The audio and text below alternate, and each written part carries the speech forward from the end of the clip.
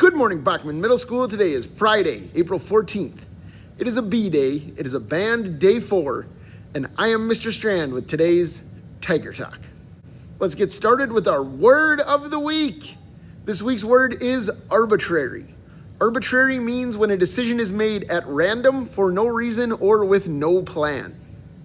And today we have a video from the YouTuber and author Hank Green, where he's talking about some commonplace things that we all accept, but are in fact arbitrary. Here it is.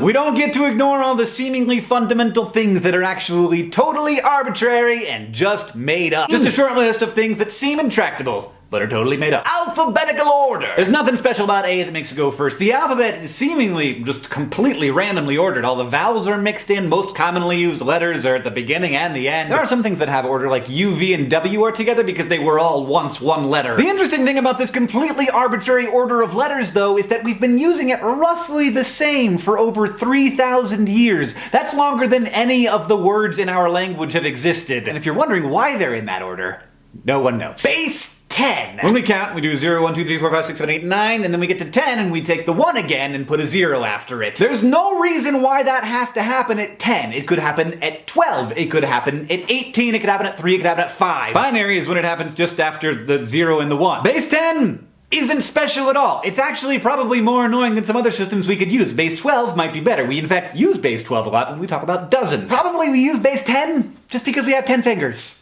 That's the reason. Bugs are gross. The culinary preferences of different cultures are wildly diverse. Now we think that the idea of consuming a grub is just nauseous, blah. But 80% of studied cultures eat insects, so we are in fact the weird one. Money. This is a piece of paper. It's a very fancy piece of paper, but it's just a piece of paper. There's nothing that makes this worth $20 except that we just sort of agree. This becomes weirder to me when I see these $2 bills, which are worth $2, like they're legitimate currency, but they look fake to me. They look like they know. Weirdly enough, I like $2 bills. I hate $1 bills, but twos, it's just because they're weird. Even weirder, nowadays there's actually a number on a hard drive somewhere. Then that's the thing that decides whether or not I can buy food, or a house, or a Tesla, or a yacht. This video is just a few silly examples, but by forming our language, culture very literally controls our thoughts. We can't think with words that we don't have. It's hard to separate yourself enough from culture to be able to examine it. If you separate yourself too much, it can be really uncomfortable. I have been there.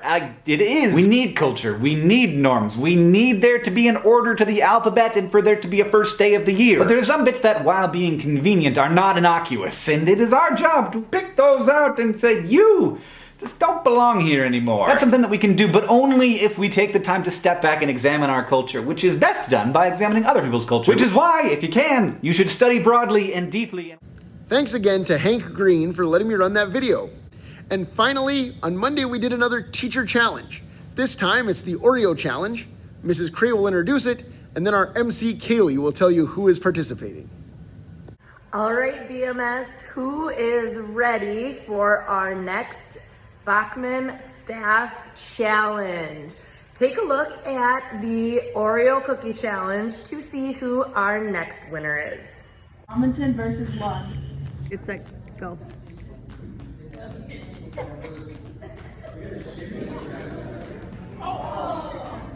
No, you keep trying.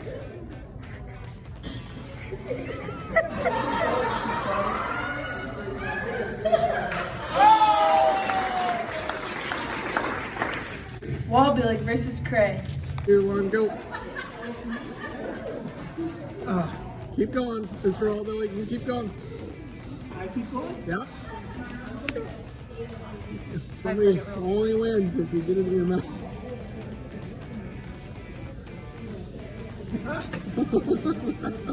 What's your name? There you go, Craig. Ah! This is the longest one. You only get 3 tries. Can I put it on my eye? Yeah, wherever you want. I can put it wherever I want? No.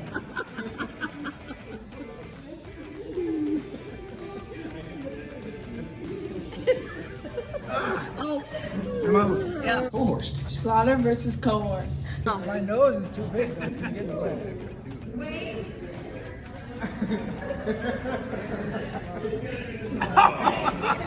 Oh! Castle versus Grains.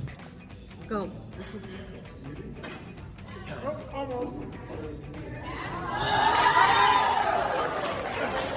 Thompson versus Sage.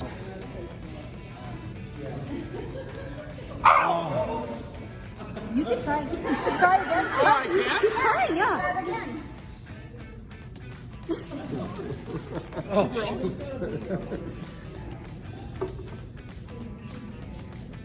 think it's easier when you sit down.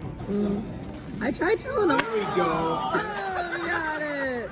The finals. Castle, Thompson, and Lund. Go.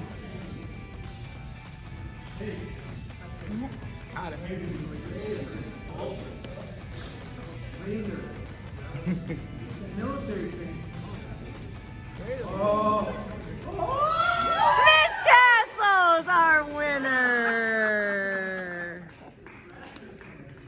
And our winner is Mrs. Castle. Congratulations, Mrs. Castle, and thank you to everyone who participated. That's all for today, and indeed all for this week. We'll be back next week with more Tiger Talk, but until then, have a great weekend, and don't forget to put an Oreo cookie on your eye socket.